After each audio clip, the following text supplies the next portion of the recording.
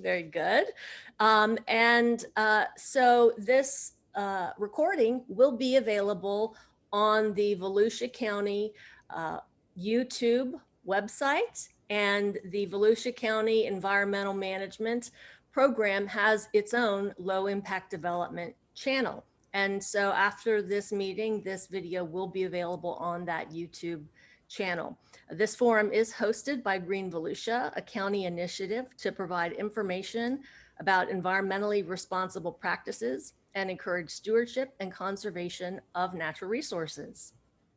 The program is part of our Save Our Springs and Rivers initiative and was funded in part by the United States Environmental Protection Agency. I would like to welcome Katrina Locke, who is the Volusia County Sustainability and Resilience Manager. And we're really here thanks to her today. Her vision 5 years ago for creating an educational outreach resulted in the county being awarded this grant for this program that aims to reduce non-point source pollution in our groundwater. And so with that introduction, Katrina will give some opening remarks. Thanks, Kelly.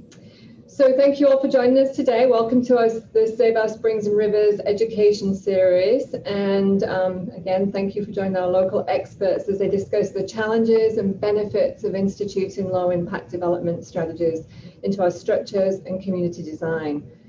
I want to thank any elected officials, we do this every time, who are on the meeting, and thank them for their service to our community. The Save Our Springs and Rivers series, a little bit of what Kelly's already mentioned, is a cooperative project that's been funded in part by the United States Environmental Protection Agency through a Florida Department of Environmental Protection non-point source pollution grant. The focus of the grant initiatives are to provide residents with information about the sources of non-point source pollution that are negatively impacting Blue Spring and actions we can all take to contribute towards the solutions. Actions that can be replicated throughout the county to make positive impacts on our water quality. So our Time to Change the Way We Go education campaign, which you may have seen, is a marketing campaign designed to provide the facts about the impacts of septic tank nutrient pollution. And our Save Our Springs and Rivers water quality academies were designed to develop ambassadors equipped with knowledge about water quality issues and solutions. And throughout these initiatives, we talk about how we all need to work together as a community. Today, we're going to talk about low impact development, an approach to land development or redevelopment that works with nature to manage stormwater as close to its source as possible. Through these workshops, we hope to enhance an understanding of the value of low impact development and green infrastructure as a way to prevent pollution from entering our surface and groundwater bodies, and as a way to provide us with a buffer for storm and flooding conditions. So low impact development isn't a new concept, but we started talking about it more because of nutrient pollution and because of how it can be incorporated into development to reduce the impacts of flooding from storm surge and sea level rise. Reducing non-point source pollution and being more resilient is about us all working together as a community across jurisdictional boundaries and towards solutions to reduce our impacts on our environment. So as you participate in the forum today, please think about practical applications of low impact development and how these techniques can promote healthy communities. And with that, I'm going to turn it back over to Kelly. Thank you, Katrina. So before I introduce Dr. Jason Evans, I'll give a little bit of a background on why we're here and how we got here. So I mentioned why. We were trying to reduce non-point source pollution into our waterways, particularly in those impaired waterways that we have. We've been really focusing on the Blue Spring Basin, but we've also included all of the impaired water bodies in Volusia County. And as part of the program, we had a low impact development workshop in March with over 100 people. And the participants included everyone from local residents to nonprofit organizations, developers, reporters, agency folks, professional engineers, landscape architects, designers, and we discussed many facets of low impact development, and we came up with a set of questions that we felt were worth exploring more in depth. And today's topic, the LID design manuals and permitting, was one of those topics that we decided we needed to explore further. And so today, Jason is going to give us an overview. He has broad expertise in not only research with LID and green infrastructure, but also projects, on the ground field experience with projects throughout Florida and really the Southeast United States. And so after Jason's talk, I'm going to give a presentation about low impact development design manuals. There are several design manuals that have been written for local county governments. And in fact, most of them have been written thanks to funding through the 319 program. So just as Volusia County received a 319 non-point source grant for this educational program, other counties have received funding for low impact development design manuals. And that's designed to help not only encourage low impact development, but also to streamline the permitting process. So when I go through my presentation, I'm going to be showing examples from different counties, what's included in those manuals, how and whether the permitting is streamlined, and we'll talk about some next steps in that. At the end, we'll be doing a poll. Sarah will turn on the poll during our question and answer session, and that poll will be designed to identify where folks are joining us from. So it always helps to provide feedback from our attendees to our grantors to help demonstrate the effectiveness of these programs. I just want to put a plug in October, the Marine Resources Council is going to be hosting a low impact development workshop. And that'll be, I believe, a 2-day event. And it will feature many of the authors of the low impact development manuals from throughout Florida. So that will be a really great in-depth opportunity for folks. So with that, I'd like to introduce Dr. Jason Evans. He is a professor at Stetson University, and he's the executive director of the Stetson Institute for Aquatic and Environmental Resilience. Dr. Evans. All right, well, thank you so much, everybody. Nice to be here, and let me see if I can remember how to use Zoom. There we go. All right, I think this is the right one. There we go. All right, so let's go and start here with the Aquatic Center, and I'm just going to start right off by picking on Stetson University for a second. And so this is a rendering of the Aquatic Center that is now constructed for our Institute for Water. And since this is kind of an open Zoom meeting, I hope it's okay to just go ahead and say, why is this not a great example for green infrastructure and for low impact development, just with what we see right here? And there are some good features too, but with what we see right here within this picture, it's okay. You can pick on Stetson. All right, do I see any hands up? Sod, Jason, someone mentioned in the chat box, sod. Sod, yeah, I'm not a big fan of sod. We actually don't fertilize it, thankfully. And non-permeable concrete. Yes. Concrete slab. So we have a straight slab that is going straight and angled towards the lake. And we do kind of capture it a little bit, not well, I would argue. But even for a water institute, that the principles that we have for LID can be hard to implement for all sorts of reasons.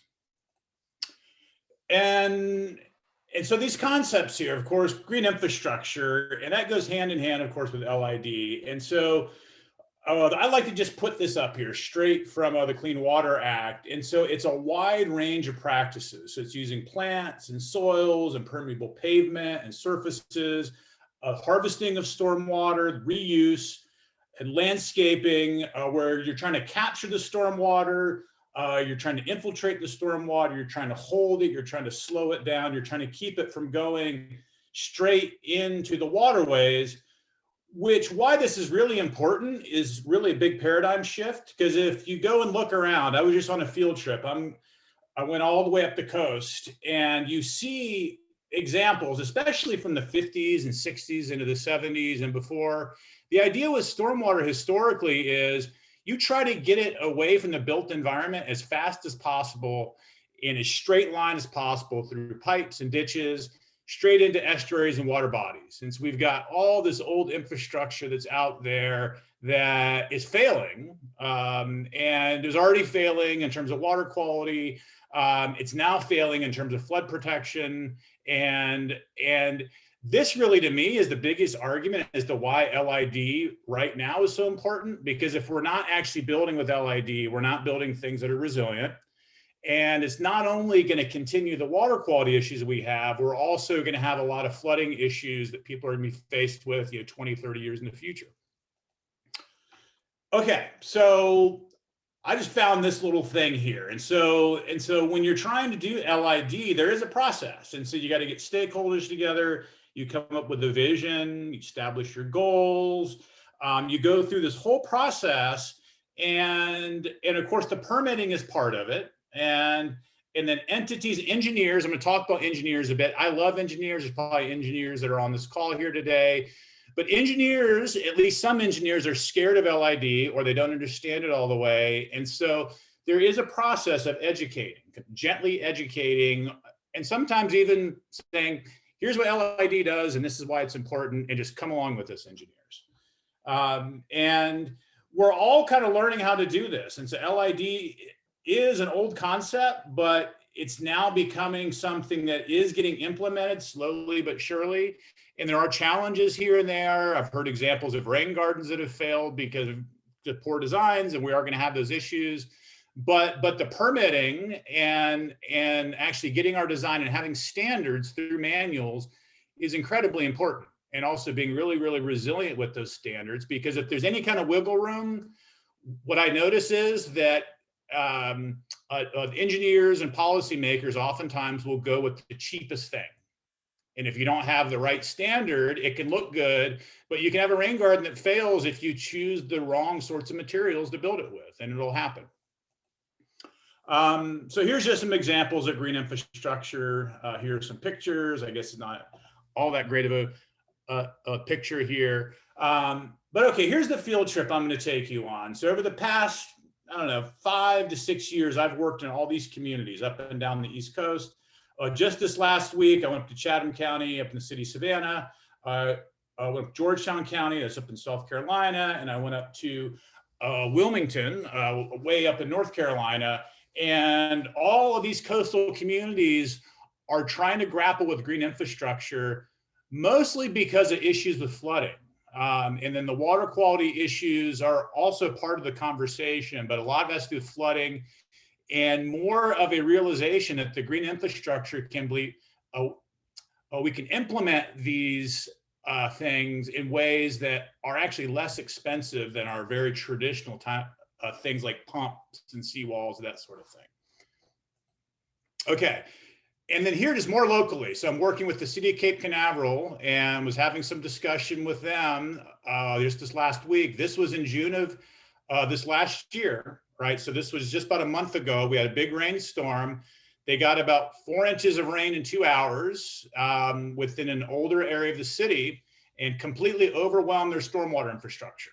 And they thought there had been a collapse, but they put cameras down into the stormwater infrastructure. It's all fine, except because of sea level rise, it's actually swamped. And also it was never, ever designed to have that kind of storm. And then what do you see? There's actually been flooding in houses that you can even see right here. And so there's an uproar right now within the city of Cape Canaveral. What are we going to do about this? They had another rainfall event, which was 3 inches in 45 minutes that was after this, and apparently was even worse flooding. So it's here, and we really need to be thinking about this. And so just a rule of thumb, when we're thinking about LID, I'm going to challenge everybody right now, and this is kind of hot off the presses, is that when we're thinking about our kind of typical rainfall curves and duration intensity curves, we should be designing 30% over what any of the published, what the amounts are. We don't know exactly with climate models. If you ask exactly how much is rainfall extreme going to increase in Florida in the future, we don't exactly know precisely. But in the Southeast, we've already seen a 27% increase in these extreme events, and that's already being on the ground of the measurements that we're taking with rainfall events. And anecdotally, they seem to be getting worse very quickly, that we're having these downburst storms. For example, like with Cape Canaveral, I showed you, that wasn't a hurricane. That wasn't a tropical storm. That was just that was an afternoon rainfall event that's causing that kind of flooding. And so again, anecdotally, I mean, again, we have to look at the data and all of this, but it's clear that the rainfall extremes are increasing. And if we want to be resilient, we really need to over-design. Okay, now let's go up to Georgia.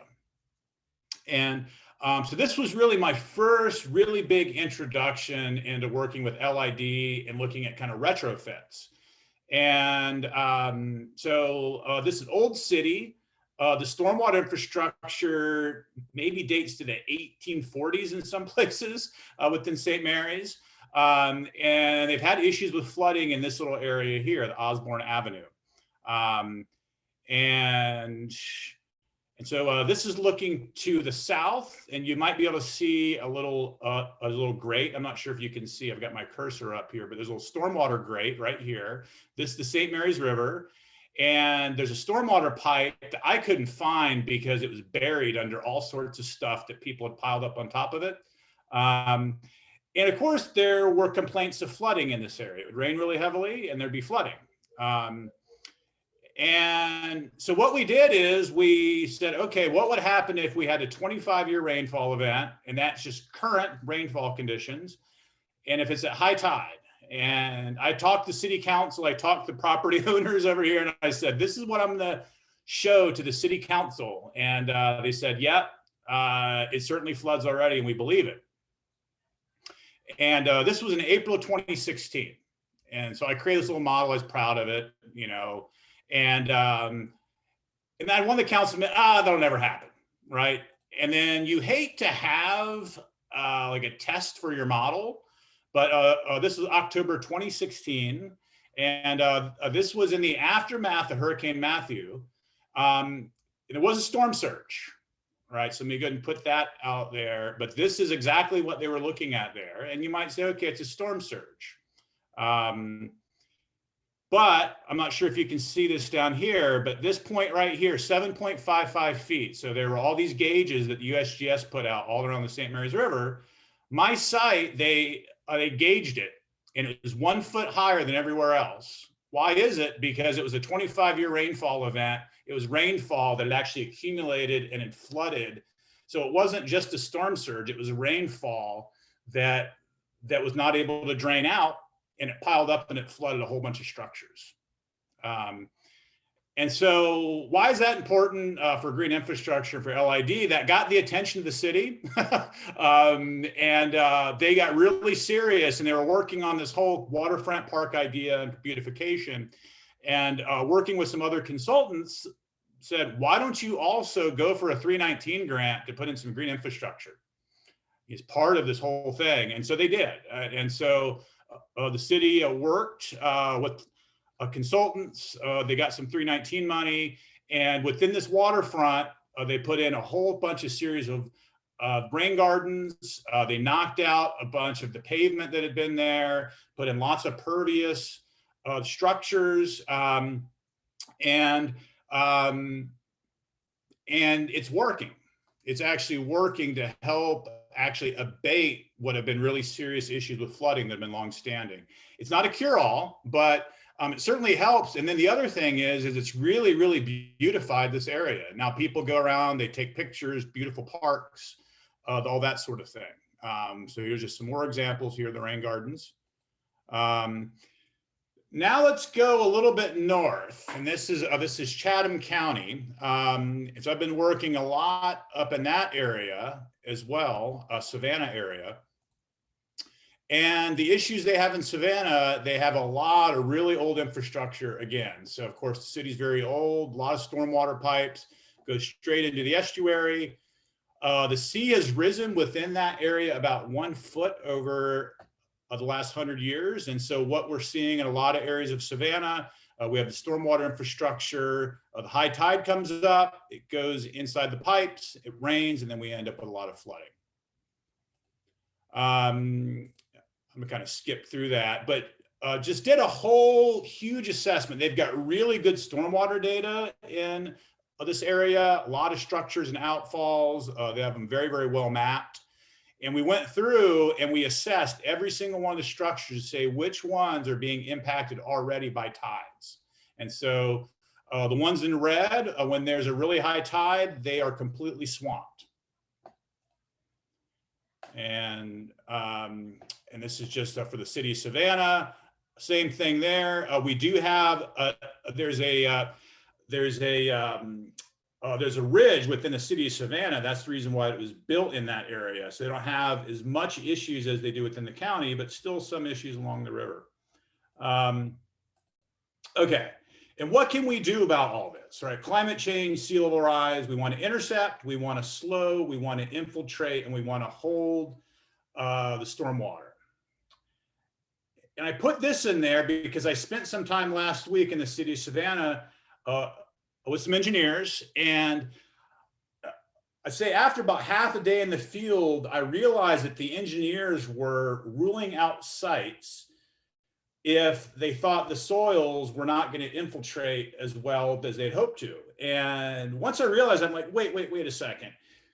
Even if we don't have infiltration, we can still find areas that we can hold, and we can do things like stormwater wetlands, and there's all kinds of LID and all kinds of green infrastructure. So I just kind of put that in there that we shouldn't get pigeonholed and think about what each site can actually hold. And so really green infrastructure, the LID is a concept for the entire landscape. And so there's areas you're going to infiltrate, there's areas you're going to hold with wetlands, and let's not get stuck in just the one concept of it.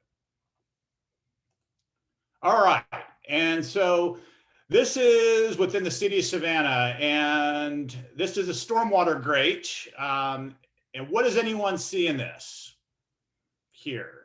And what's a problem and what might be an opportunity for green infrastructure?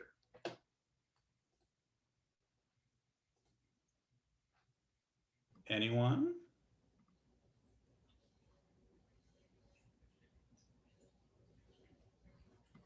Anyone? What's swamped? All right, so this is one of the structures that we identified. It was high tide, and that is tide water holding in this area. This is the outfall, and this is a whole huge mess of nastiness where you have outfalls going into a ditch. This is a wastewater pipe that you see that's exposed, and that's kind of serving as a dam for the tide water that's not able to flow back out. And so that was pretty horrifying. And within this area, within the ditch, someone had decided to deposit a whole bunch of tree debris right inside the ditch. And so maybe it's not surprising that they have flooding issues in this area. But this is a park that's owned by the city of Savannah, and it's a park that they actually purchased using money from FEMA. So these lots used to flood. There was at least one structure that was on one of these lots. And so the city came in, they bought it all out. And as we looked at it, at first, the idea was to rule it out because the soils, at least on the soils map, didn't support a lot of infiltration. And I I think I convinced the engineers that we should really look into doing a treatment wetland on the site. There's a stormwater pipe that goes along the side that's swamped. And if we were to open this up and create like a bioswale sort of wetland in this area, it could be really beautiful. The city wouldn't have to mow it anymore. We'd get a lot of treatment value, and this would be like a community amenity and maybe help a little bit with the downstream issues with flooding. And with that, any questions that y'all might have about any of this? And I'd be happy to chat some more. And here's our site that we have at the Aquatic Center. We have a lot of examples of green infrastructure. These are some floating wetlands we've installed. We have replaced all of the turf that was around the stormwater pond. We have a bunch of native plants. And we also have a beautiful rain garden that looked really sad last year when we planted it, but now it's self-organized and it's magnificent now. So please come and visit it. Great. Thank you, Jason. That was really impressive. And you know, as you took us on this this tour of these different, you know, green infrastructure locations, it reminded me of part of the workshop that we had in March with all of the different stakeholders. And during that meeting, we had several developers and consultants tell us that if they do low impact development, or if they propose low impact development, then they are required to also do conventional development, which you know, they gave us different examples of how that can increase the surface area required. It can, you know, increase costs, but what sort of we came to realize was that some of those experiences were first received in either different states or different parts of Florida. And so the rules in one part of Florida may be different, right, than in a different part of Florida. We have, you know, different counties have different rules, different cities have different rules, different water management districts have different rules. And we had builders and developers who were zooming in from you know, Jacksonville and Southwest Florida, all over the state. And it occurred to me that, you know, some of these impressions of what can and can't be done maybe were site specific, just as you were talking about, you know, the soils. You were dealing with one group of folks who were looking at maybe one design technique, right? And they were looking for one type of soil to accommodate that. So that was really interesting to me. And that kind of informed me the presentation that I'm going to make in a few minutes. It sort of informed me on, you know, let's look at different perspectives from different areas, because we have so many tools in the toolbox. And so I guess that's a long lead into the question that I have for you, which is how was that received? You know, your idea of looking at alternative, you know, types of LID. Well, what was really good there with the city of Savannah is they were really receptive. And then when I kind of was talking to the engineers and just was like, you know, it doesn't have to always be infiltration. And to me, that seemed like kind of duh. I mean, no offense to anyone who's all in infiltration, which I'm all for infiltration as well, if you can do it on a site. But I was like, you know, I have a site at the Aquatic Center where we have a very high water table, and, you know, we might get a little bit of infiltration if we get rainfall when it's dry, but we're really about holding the water, and we have wetlands, and that's green infrastructure, right? We're getting treatment, we're holding water, we're slowing it down. And just because you can't infiltrate it doesn't mean you can't do some LID there.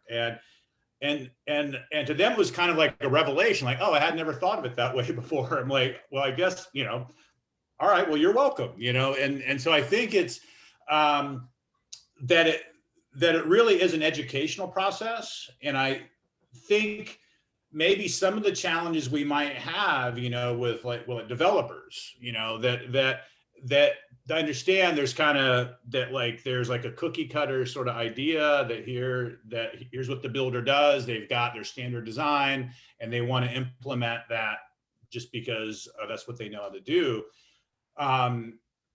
But and that's where I think the rules and regulations come in, and then having the manuals that okay, for this kind of site and these kind of soils, here's the LID that should be done, right? And that way that it's kind of the less that people have to think about it, the more that we've done the thinking up front and kind of provide it and say, here's what you need to do.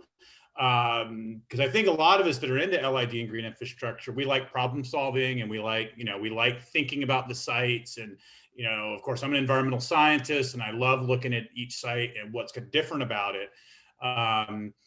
But not everybody thinks like that. And no offense to our developer friends, but most of them probably don't think like that. They're thinking about, how can I put up houses in a way that's most economical, that I can get the most profit.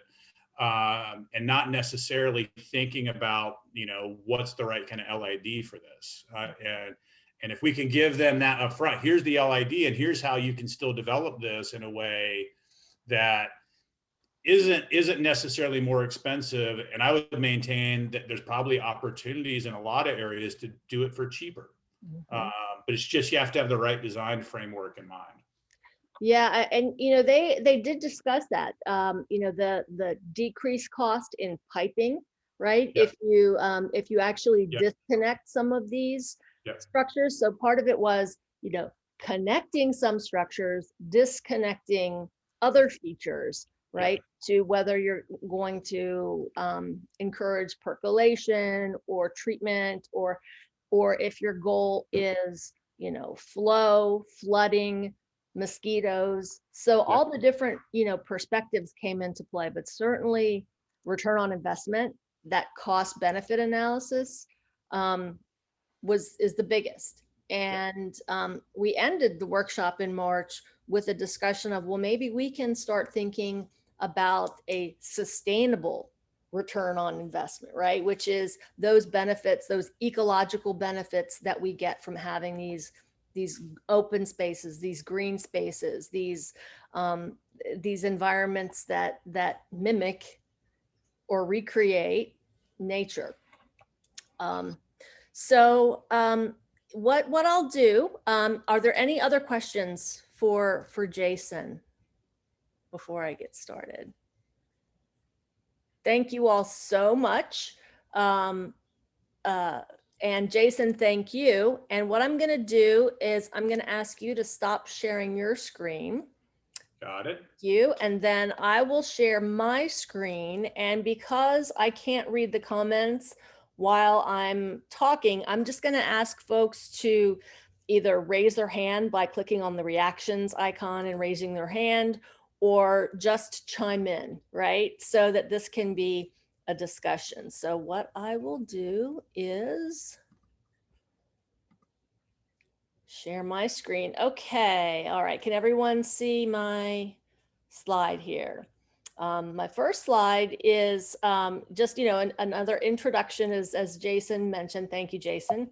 And I am going to, here we go.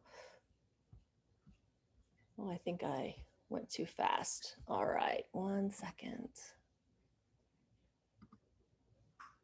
Okay, so I'm going to just ask the question, what could an LID manual for Volusia County include? We're going to look at some of the other counties that have done low impact development, and we're going to come back to the information in this slide at the end.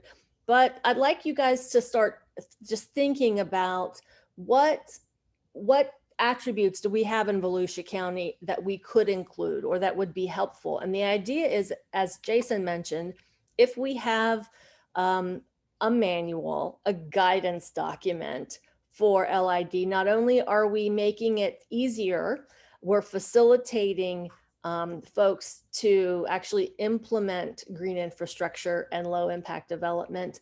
But we also hopefully will provide a pathway for more streamlined permitting. So each time we can reduce a developer or a neighborhood's cost and time in putting some of these facilities in the ground, I think the more people will be willing to try them out.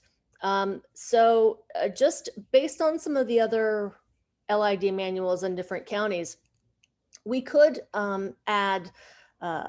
we could include LID and green infrastructure techniques and design options. So in fact, talking about all of these ways that we can retain stormwater closest to its source and treat it as a resource rather than a waste product. So looking at bioswales, retention and detention, and all of the different interesting design options. And as Jason mentioned, based on location, right? Form and function, and looking at, what the different priorities, because the priorities of a city on the east side of Volusia County might be different than a priority on the west side of the county. On the east side of the county, we might be concerned with stormwater runoff into the Indian River Lagoon, or the Halifax River, or the Tomoka River, or Spruce Creek. On the west side, we might be really concerned about our aquifers and our spring health, Blue Spring, Gemini Spring, De Leon Spring, etc.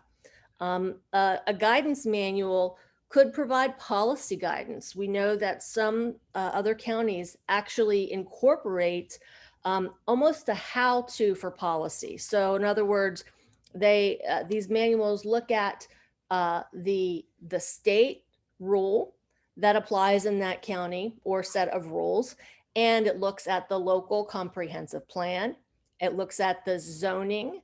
It looks at land use. It looks at the land development code, and it looks at any other long-term guidance documents that county may have. And here in Volusia County, we're really fortunate because we've got a very strong comprehensive plan.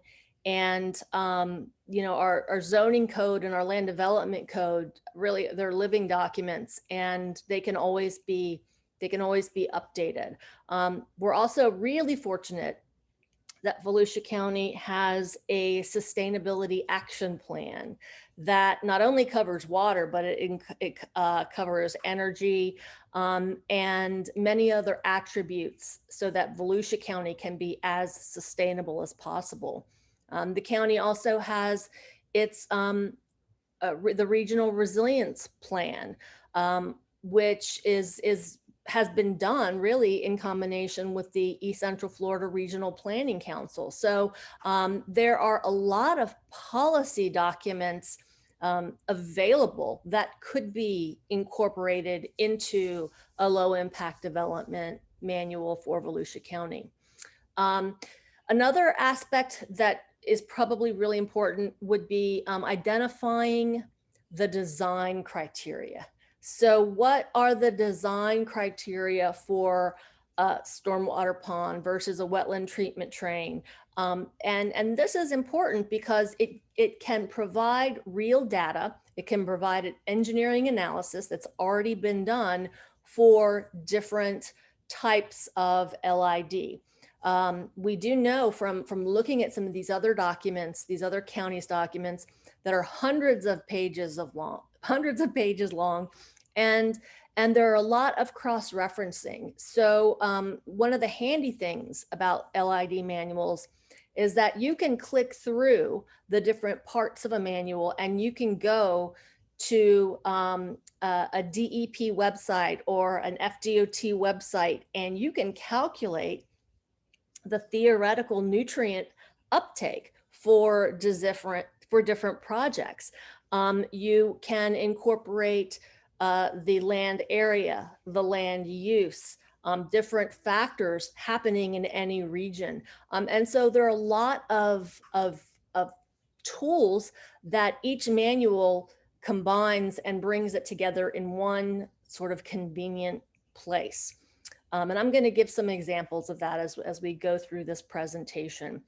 And these manuals also demonstrate cost efficiency, and they can provide tools and links to, cost benefit analysis. Many of them have charts that will talk about which techniques are primarily aimed at getting rid of sediments, which are best at reducing nutrients, which are best at handling volume, flow of water, which are more appropriate to small developments or even single lots, versus which developments, which LID techniques are better for large areas and urban environments. And so a lot of these manuals have pages and pages of charts and comparisons so that you can actually drill down almost like a Venn diagram in some cases for what's best for each individual site. And I think the best ones also share case studies. And it's one thing to have a plan, and it's another thing to have the vision of what can be achieved, and then measurable successes. We had a speaker last week who compared several different case studies for us and showed sort of the cost benefit and the cost efficiency, and where each location went wrong, and how they could have, with a small adjustment, they could have really improved their efficiency. So looking back at what is successful hopefully will help inform us and developers and builders on what actually can be possible. Because if we're constantly, we've got this narrative, okay, so what, it can't be done. LID can't be done unless we also do conventional stormwater design, that just becomes a non-starter. So, and finally, as my introductory slide, I'm hoping that we can figure out, could having an LID manual for Volusia County, could that shift our paradigm and actually sort of promote improved stormwater management and non-point source pollution. So, so with that, I'm going to go to my next slide. And then questions to consider, and I'm going to sort of open it up to anybody who might be on the call at this point. So has anyone seen or know of best processes for a developer who wants to implement low impact development? So one example could be a developer comes into Volusia County and they find themselves in an area with a lot of wetlands. Are there any resources that anyone knows about? I'm just going to go through these questions, and if you have any ideas, you can just chime in. Again, you can unmute yourself. And the second is things to consider. Are there any incentives for low impact development? I know that about 10 years ago, the county of Volusia had a block grant to promote green building, but I'm just wondering if anyone knows of any incentives, local or federal or state, for low impact development. And the third question, which we'll go over a little bit today, is how do these design manuals for low impact development stormwater management actually help facilitate environmental resource permitting?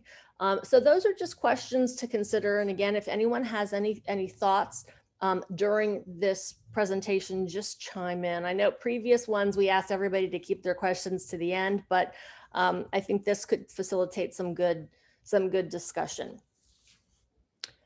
Okay, so I'm going to start looking at Escambia County, and This is just a screenshot of their website. Now, Escambia County is in Northwest Florida in the Panhandle.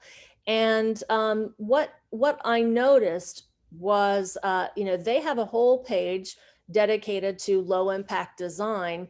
And, what is low impact design? They also had workshops, and they have their LID manual linked directly from their website. And so Jason, earlier today, he showed us a visual that was, how do we get to low impact development planning? And so it was sort of the hub, the spoke and wheel diagram, where around the circle were all of the different process points for developing a low impact development manual. And one of the first ones is always having community workshops. Escambia County, many of the counties have done this and recorded the workshops. Volusia County's had a whole series of low impact development workshops that are on the YouTube channel, as I mentioned. And in fact, Brevard County, the LID workshop that they're going to host in October, that could be really the genesis of an LID design manual for Brevard County. And so I think that knowing the process on how do we get to a low impact development design manual and how do we implement it is important, because right now the rules do not require low impact development, right? Most of our rules for stormwater are about not flooding your neighbor or yourself, right? So historically, you look back at Florida, and we dug a lot of canals to reduce mosquito impacts, and now we're really looking at flooding, and finally we're looking at water quality. So these aren't required, and some people will say, hey, we should have, there ought to be a law, that new developments must use low impact design. And, some counties, I think, can choose to do that if they so desire. But right now, most of the counties that have these design manuals that I've seen are using their incentives are getting 319 grants, and 319 is just a section of the Clean Water Act. So we know that it's a federal grant that comes down through the state of Florida, and local governments can apply for that money, and it's specifically for non-point source pollution. And so these are the incentives right now. I haven't seen the trickle down effect so much of these grants actually helping projects getting implemented on the ground. But I think that's changing. I think that the focus in the future, as opposed to funding design manuals, is really going to be on getting green infrastructure into the ground. And in fact, more and more of these grants are including not only the educational component, but the on the ground, let's get plants in the ground, and let's measure the successes of these projects. So with that, let's take a dive into their LID manual. Okay, so the manual, this manual I think is over 200 pages. So, thankfully we're not gonna have to go through all 200 pages. I have just taken excerpts of this manual to show you what is typical of an LID manual. And I've got several other counties pulled up as well that we can compare if you all are interested and we have time. But Escambia County, it begins with acknowledgements. And this is something that's in all of the manuals. And it's really important because you can see all of the other manuals that predated each county's manual. So they build upon each other. They reference the Alachua County draft manual, which has since, they now have an official stormwater manual on their website.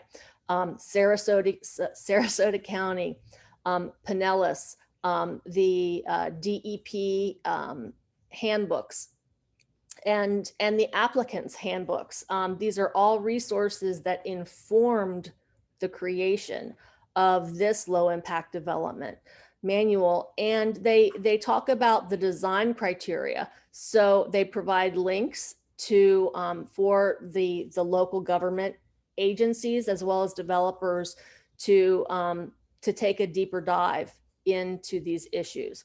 And then, you know, it's really thanks to a lot of these authors. In this case, it's Dr. Juanalista and Eric Livingston who drafted this. And going through these manuals, you know, some of them were drafted by, I think one of them was drafted by Jones Edmond. So you've got some large consultants that do these. And then you've also got professors, you know, from here we have University of Central Florida, we have design manuals that were drafted by University of Florida professors. And, you know, we here in Volusia County, we have outstanding universities that, you know, if we had a grant or something that could potentially help design a manual for Volusia County.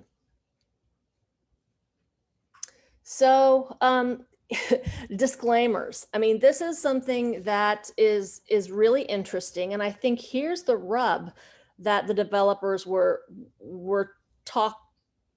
talking about in March. So the manual is full of disclaimers that the manual should be used in conjunction with that county's comprehensive plan and land development codes. And that they are intended to align with the state's environmental resource permitting standards.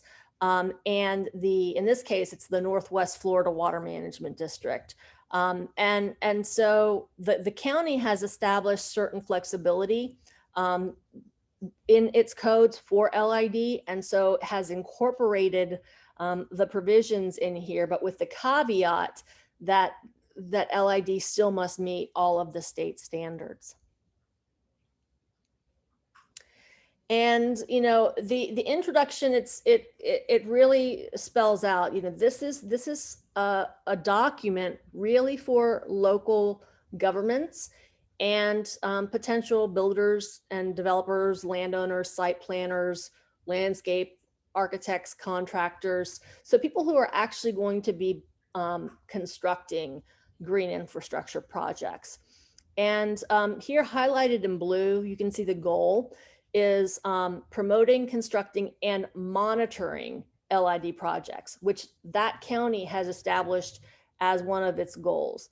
And one important point in measuring and documenting the success is testing those features, those LID features over time. So it's not just a one and done. It's not just build it and hope for the best. It's build it and then regularly maintain the low impact development features and monitor the success rates, because everything has a lifespan.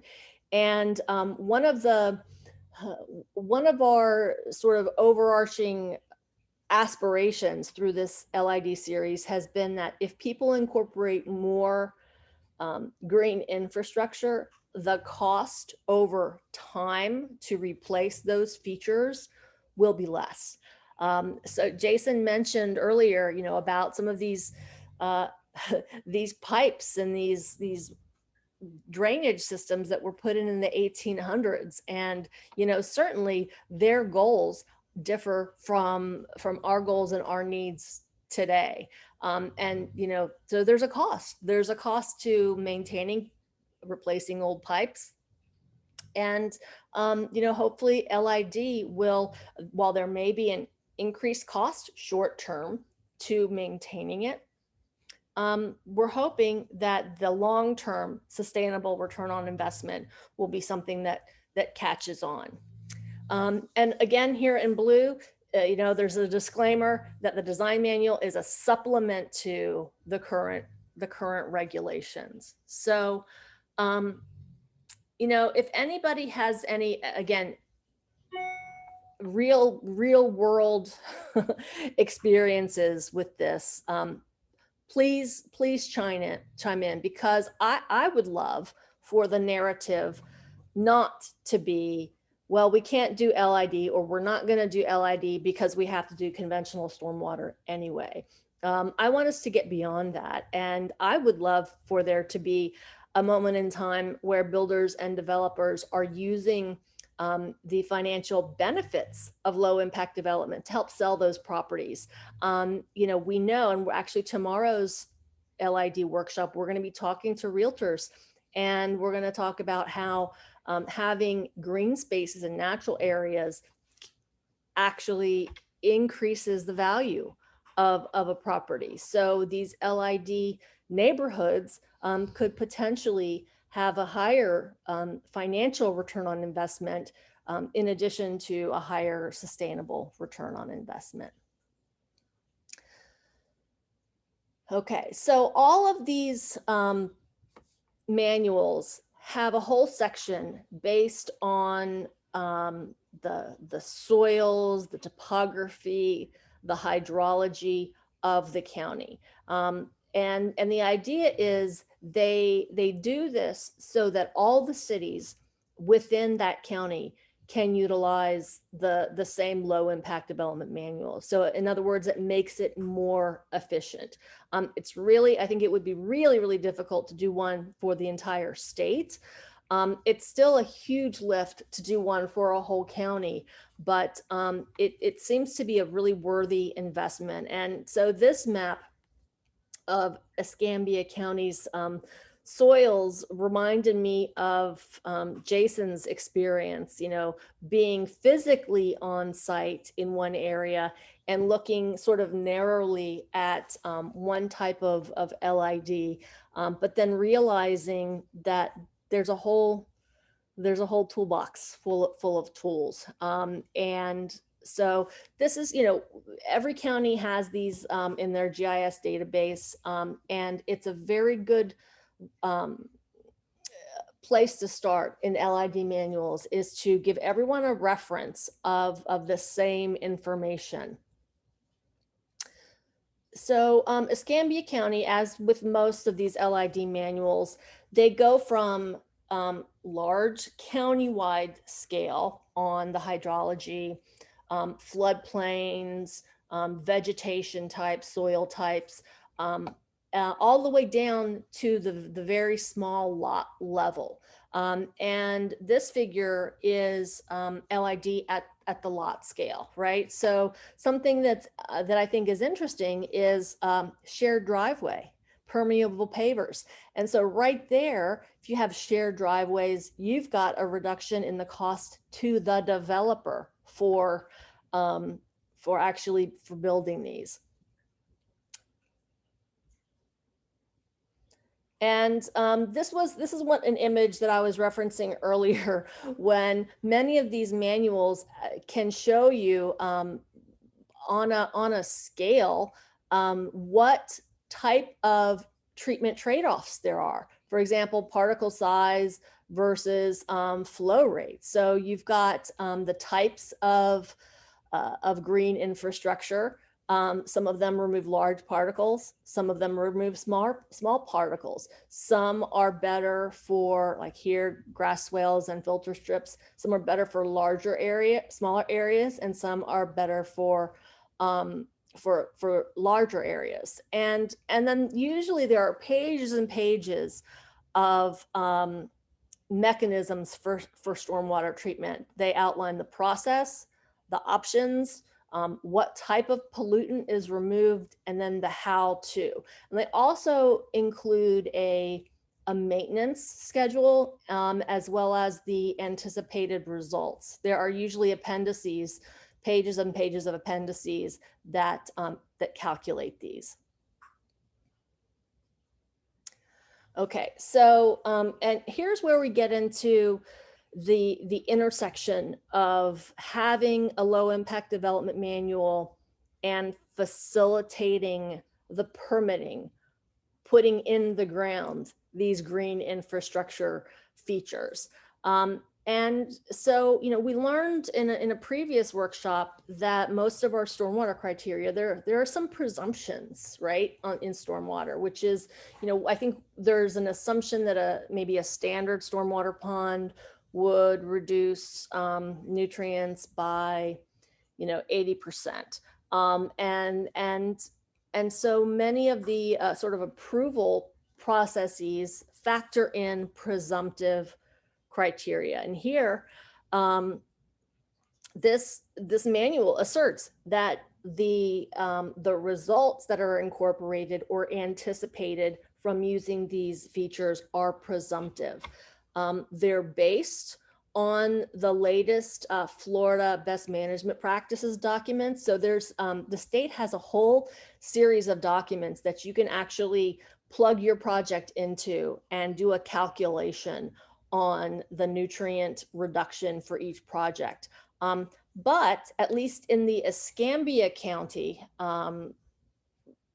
example, and I don't know what the answer is for the St. Johns River Water Management District, but in that case, these techniques were not included in the Environmental Resource Permitting Handbook. So, this is something that I think is it can raise a red flag with some developers. Now, I am hoping that as time goes by, these processes, the design, the manuals, and the permitting will merge and become more seamless, and will become more standardized. And so I think it will be important for educational programs to sort of shout those from the mountaintops and talk about those, so that we're not just relying on old data or old presumptions. Okay, so Escambia County this is interesting to me. They have criteria flexibility and alternative designs. So they have a whole section here that references the county's land development code. So it actually shows, here's an LID project, and here's how it fits within the code. So if Volusia County was to do one of these, I would highly recommend incorporating these types of links into the manual to make it quick and easy for someone to do a comparative analysis, right? So we're just asking developers at this point, take a look, don't just assume that you can't do low impact development. Let's just take a look and do some quick numbers and see if there is a way. And so this next slide, there's usually a very large section in these design manuals that talk about the best management practices. And again, this section links with the state manuals and workbooks for actually calculating the nutrient reduction. And Escambia County breaks them down into really two types of best management practices: volume reduction and concentration reduction. So we're talking about looking at some tools for low impact development that help reduce the volume, the flow of the stormwater projects. And that, they've got retention areas, swales, natural buffers, a lot of different techniques. And then you've got those techniques that are designed, the goal of which to reduce the pollution load. And so I think in a perfect world, we would have more LID projects that have both aspects, right? Reduce flooding, volume, flow, and maximize that LID uptake of nutrients.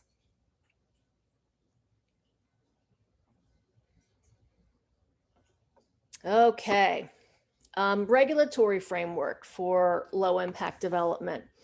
So again, I mean, there's a whole chapter in these manuals that talk about the form and the function and the process. So once you've got your community buy-in, once you've gotten all of your data, you've got your maps, you've got all your GIS layers, you've got your whole list of LID mechanisms and design options. Then you start going into, okay, how do the puzzle pieces fit together with the local government's codes as well as the state or water management district permitting requires. And so Volusia County, if it were to do a low impact development manual, would really have to take a deep dive into that and look at its land development code, look at the environmental resource permitting handbook, and really attempt to discuss the permittability of low impact development. Does anybody on the call have any experience with that process in the local area? I'll just keep going, and if you decide to do, you can just unmute yourself. Okay, so compatibility with the state environmental resource permitting rules. Again, Escambia County did a really thorough job. And I think I also saw this in the Alachua County plan, where they go through the whole history of resource permitting, from the very original rules to every time there was a major change in state law, the new sort of focus and goals, and how our state rules are adapting. And again, here in this case, the manual is written with the intent of being compatible with the state rules, but applicants should be cautioned that some of the thresholds, criterias, and design manuals are not necessarily identical to those in state rules. And, I don't think that we should be scared by that. I think this is not the only attribute or issue that has sort of blurred lines. Certainly for wetland permitting, the County of Volusia and the Water Management District have some differences, but thankfully we have really great staff in both of these agencies that walk folks through. And in fact, the county has taken great strides to try to unify those and streamline those as much as possible. So so having compatibility with the local and the state rules, I think that is not it's not an overwhelming hurdle. And again, what we're looking for is, we know we have presumptive criteria with a lot of the standardized state rules. What we'd like to do is have some standardized presumptive criteria for low impact development. Now, these presumptions are rebuttable, meaning that that you have to be able to back it up. So in some types of environmental permitting, an applicant will submit a permit, and then the agency will ask for additional information. There'll be a request for additional information, an RAI, and that helps the regulator to ensure that these presumptive criteria are actually being met. It helps them determine, okay, so are we just giving lip service to the concept? And it helps our regulators ensure that a project is not just greenwashing, that it actually serves the intended purpose. And it's really up to these folks to ensure that we don't flood ourselves or our neighbors. And so there's, I think, very good reason for us to have a high standard of review. The problem is that everyone defaults, not everyone, most folks default to the easiest standard. And so it does take a heavy lift to get to this point of having one of these manuals, but it appears to be extremely valuable. Okay, again, this is part of the Escambia County's manual. It provides a lot of references to that local water management district's applicant handbook to try to make it as easy as possible for the applicant to put the pieces together.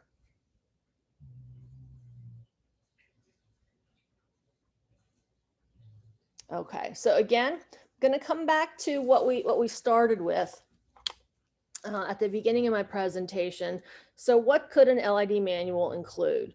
You know, we have we have a lot of LID and technique options. I'd like to just right now open it up if anyone has any examples of local green infrastructure projects in Volusia County or in Florida. Jason showed us a really great attribute about the Stetson Aquatic Center's stormwater pond that really is a functioning wetland. The Aquatic Center also has a great bioswale. It's a pollinator garden, right? I mean, and so it actually, and those are connected, Jason, is that right? Your stormwater and your rain garden? Yeah, that's right. So the way that it works is that the stormwater pond, it has an overflow and has an overflow weir. And when it gets high enough, then it kind of bubbles out into the rain garden area. And it's really, if you want to go to the landscape architects, they always tell me it's not truly a rain garden because it's not doing infiltration. It's more of a stormwater wetland, but it sounds a lot nicer to call it a rain garden. So that's what we call it. But yeah, so those things are connected, and then it will flow out into the wetlands that are along the lake. And just as kind of anecdote from what we've seen with ours, the water quality within the rain garden, we've done a few little water quality tests in the rain garden and in the stormwater pond, it's actually much higher than it is in Lake Beresford. And that's also kind of an indictment of Lake Beresford, but with the green infrastructure, very low nutrients, very good water quality. And it's important that we're not fertilizing. I think if we were to fertilize the grass right around there, that very quickly we'd start to see the nutrients go up within the pond and within the rain garden. And so the management that you do right around your green infrastructure is also very important. Great. Okay, providing policy guidance. Katrina, I wanted to talk to you a little bit about and ask you about the regional resilience plan. And can you just remind us how that got started and where we are in that process? Because I think that would be a really important part of having an LID manual, would be including that resilience piece. Yeah, sure. So the video since I'm here. So the regional resiliency action plan is actually something that was led by the East Central Florida Regional Planning Council, and it's includes 2 counties, Volusia and Brevard County, and looks at goals and action steps we can take to be more resilient. And one of the things within that plan is looking at green infrastructure, low impact development, and prioritizing that, you know, as far as being a line of defense and one of the tools that we can put in our toolbox for resilience. And then actually from that plan, we then moved on to, as identified in that plan as well, I should say, to establish a collaborative, again, led by the East Central Florida Regional Planning Council, which is an 8-county collaborative within that East Central Florida Regional Planning Council's region. So looking at, again, this green, gray, and blue infrastructure is one of the technical advisory committees that are part of that collaborative. That's interesting because, you know, you mentioned green, gray, and blue infrastructure, right? So gray infrastructure are things that we typically think of impervious surfaces, sidewalks, roads, things of that nature. Green infrastructure, planted areas. Jason gave us some great examples. And then the blue infrastructure, that would be water quality, right? Yeah, it ties into the, yes, and the way in which that water moves as well. Mm-hmm. Yeah, so that's interesting because, again, form and function. So we talk about the connectivity of that, and then we look at the different types of project criteria, and the cost efficiency, and the return on investment analysis. And I think looking at permitting is an important part of looking at that cost benefit, like looking at the efficiency of trying to do any kind of project. So, you know, once upon a time, doing green infrastructure was as time consuming and costly as doing gray infrastructure, right? Which is very intensive in engineering and stormwater modeling. I think we're seeing a lot of movement towards streamlining that permitting process. Last year, you know, we saw the state DEP has assumed the role, the permitting approval role, for the Army Corps of Engineers in many cases. So for example, once upon a time, if you were doing living shoreline, let's say along the estuary coast, you would have to get an FDEP, Florida Department of Environmental Protection permit, as well as an Army Corps of Engineers permit, right? And very costly, time consuming. There's never enough resources to handle all of the workload. And something that I think the state has done really well in taking over this program is promoting exemptions for some green infrastructure permitting. So they are making some presumptions in their permitting process. So a city or county or even a property owner can now find themselves in a situation of streamlined permitting, where if you do typically planting within 10 feet of the mean high water line, you're actually exempt from getting a full resource permit for doing that. And there are safeguards that the state has provided. It will even issue letters showing that your project in particular is actually exempt and that you don't have to go through that process. So I think that that is a sort of a tip of the hat to all of the planting projects that came before, right? And showed that it's something that we can do proactively. Most of our pollution control rules, and this is a factor of our legal system in the United States, is our rules for permitting are how much pollution can you permit, right? It's looking at how much can you how much pollution can you allow? And I think the acknowledgement and the streamlined process for living shorelines is acknowledgement that, you know, maybe we should be proactive in doing everything that we can to prevent that pollution from going into the water body to begin with. It's much less expensive to prevent pollution from going into the water versus cleaning it up out of the water once pollution is in the water.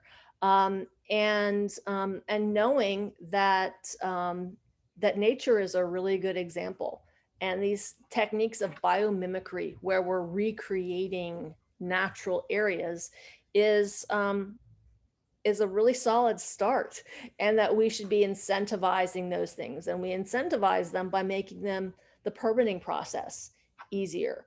And so in some cases on the on navigable waterways, so this would be areas where there could be interstate travel, for example, the Army Corps of Engineers will still get involved. The state DEP will issue a local exemption, but then say, just to be sure, go ahead and go to the Army. But there is a nationwide permit for the Army Corps of Engineers. And so, you know, I think that trend is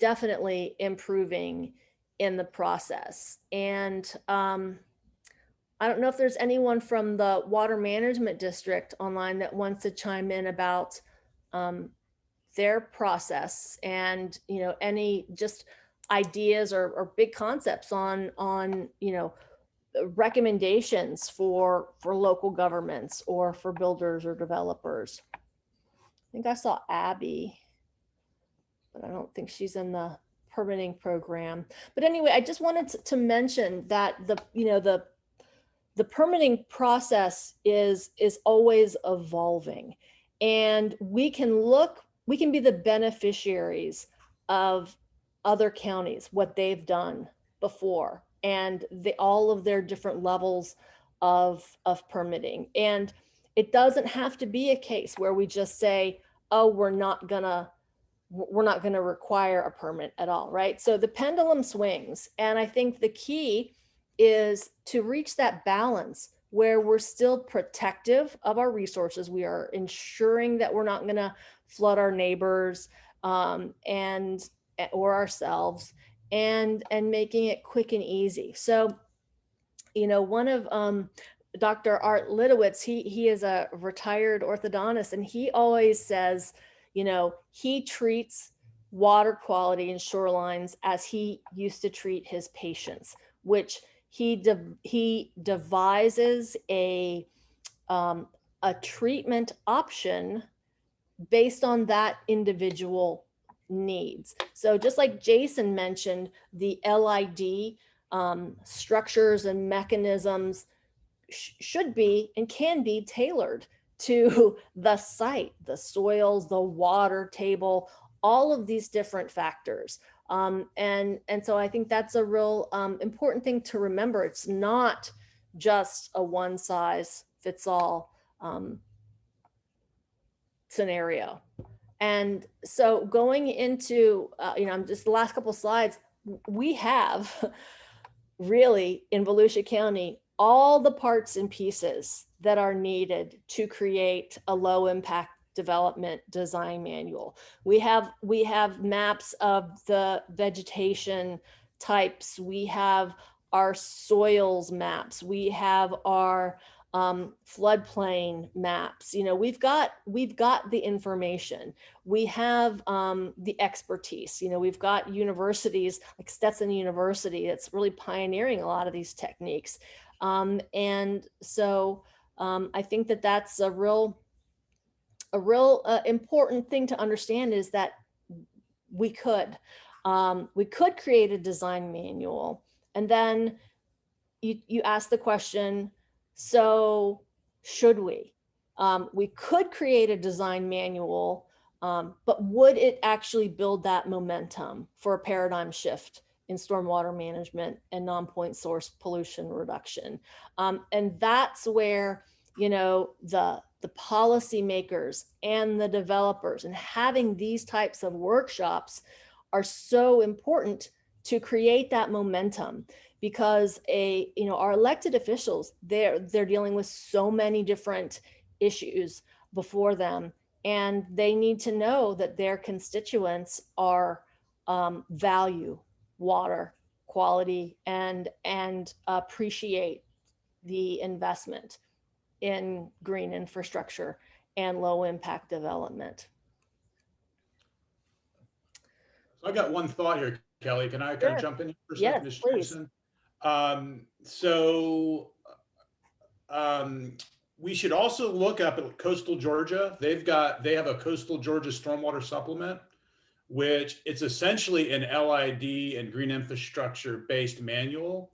And what's really interesting and why I love working up in coastal Georgia is they've been incredibly protective up there. They've got a Marshland Protection Act from the 1970s, and they've been incredibly protective of the water quality of their coastal ecosystems, and that is reflected within the stormwater manual that they use.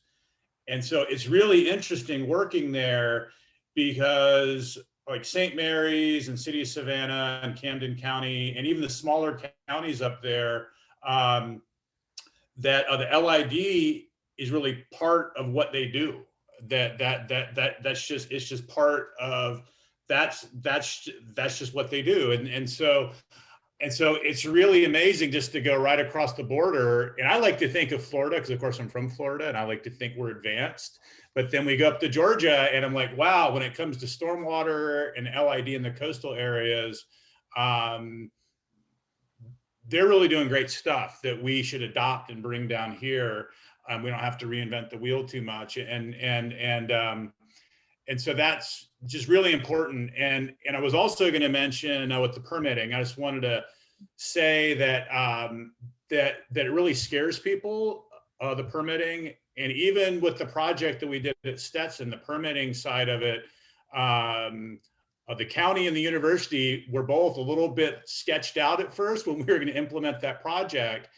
I was very fortunate to actually have Clay Henderson here at the time. And so I'm going to again pick on engineers for a second, that we had engineers, oh, you need to get all these permits and everything. And then I just started talking to DEP and let them know what we were doing, and basically created the presumption. I looked at what we already have with our stormwater permit, just read the language.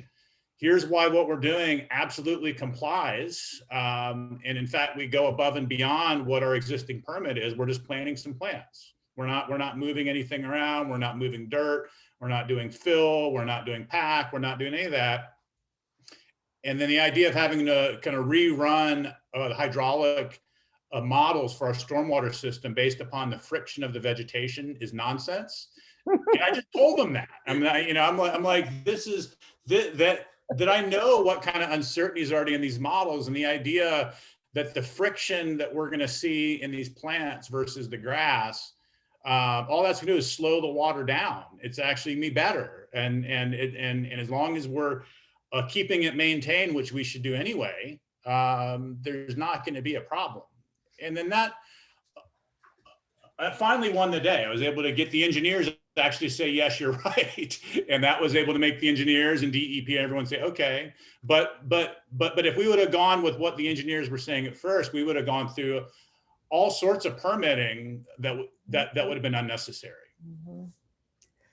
That's interesting, because I also found a manual for Maryland. Let's see, I'm just going through. Here we go. I think this is a Maryland municipal study guide. And what they've done is, so this looks like it's a 3-panel, like a trifold brochure that you can just print out from the web. And so they have actually just simplified, here are some of the techniques, here's the case studies, here's the design, here's cost, benefit.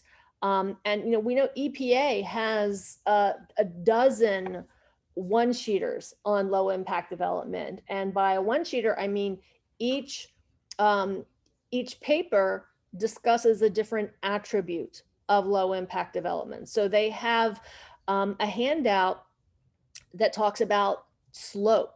They have a handout that talks about cost benefit analysis. They have a handout that talks about the aesthetics and maintenance of a of low impact development. And it's not a coincidence that these topics that we're talking about during this series of online forums sort of correlates to many of those sheets, those white papers that that EPA has put out. And so I think what's happening is we are seeing that sort of trickle down effect where you've got all of the different the information is being ground truthed, right? So I think that's really important. And then you've got a, let's see. So this one for Southeast Florida was developed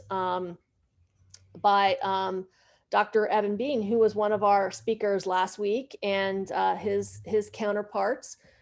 We have an LID manual for Duval County, which it's interesting because, you know, Duval County is one of those unified counties where the county is the city of Jacksonville. The county of Duval is the city of Jacksonville. And so they maybe have it a little bit easier because it's streamlined, right? So they're doing one jurisdiction instead of having to deal with, you know, Volusia County, where we have some 16 different cities. Okay, so I wanted to also mention, and actually I'm going to ask at this point, Sarah, can you share the poll while I'm going over this piece? We do have a poll, and if you guys could just answer these questions. What we're trying to do with this poll, as I mentioned, is identify to provide feedback to the FDEP who helped fund this program. You know, where are our participants? You know, do you live or work in Volusia County? Where in Volusia County do you live? And then the next question is, where in Volusia County do you work? Because one of our previous workshops, we had the question, where are you from? And we had people who lived in East Volusia who worked in West Volusia and vice versa.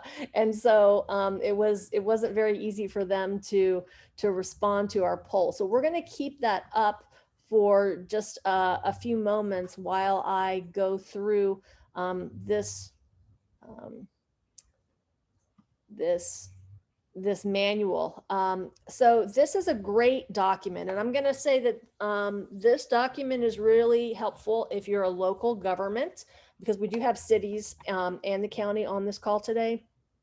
If you are applying for grants, particularly the 319 grants, but it could be the surface water grants or any number of grants. And this document is really helpful. Some of the grants actually now require that you use this manual for identifying the effectiveness of these different LID techniques. And so this is sort of the secret sauce of a lot of the grant funding that is available. So this manual it's updated on a regular basis, and it was created. I think there were originally grants given to some universities in Florida to come up with a model or a series of models that have been incorporated into this document. Yeah, UCF, I think, was given a large grant, and they came up with these models. And so for grant purposes, and again, we're saying that there's, from a regulatory perspective, LID is not required, but there are incentives, which are grants. And to be competitive for these grants, you really need to know what is your, you need to be able to quantify the area that you're going to cover. So you need to identify what is the area that you're going to cover, what's the drainage basin, what is what are the techniques. So this document has site information worksheet, watershed characteristic worksheets, and cost comparisons. And this is a really interesting tool because you can actually enter the data for your individual project into this model, and it will calculate for you the anticipated nutrient uptake. And you, once you use this model, you actually can put your numbers of the anticipated nitrogen and phosphorus uptake. So it will help you determine what is the pollution loading before the project, as well as what is the anticipated pollution loading after the project. And by using this model, it helps. Everybody doesn't have to do all the scientific analysis, right? You can rely on this model to get these grants to do these projects. So I think that this is a stepping stone to help streamline the permitting. And they have manuals that help with all of the attributes, but I think typically this is something that would be filled out by the city or the county engineer or the consultant that is going to actually do your project. Of course, if you're in a university, you would be filling this out yourself. But I think that it really helps folks get to that next step, because as I mentioned, I think that our grantors are looking more and more towards getting green infrastructure projects in the ground. Because the more we have in the ground, the more proof that we can bring to bear, and the sooner our regulatory agencies can make those presumptions needed to streamline our process. And so with that, I'm going to ask, let's see, not everyone has voted, but so if you haven't voted yet, please vote in our poll to let us know where you're viewing from. And then I would ask Sarah to stop the poll and share the results.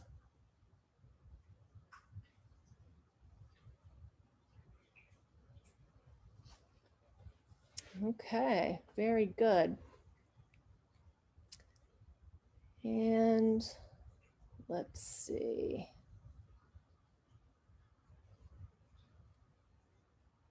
All right, so are there any questions?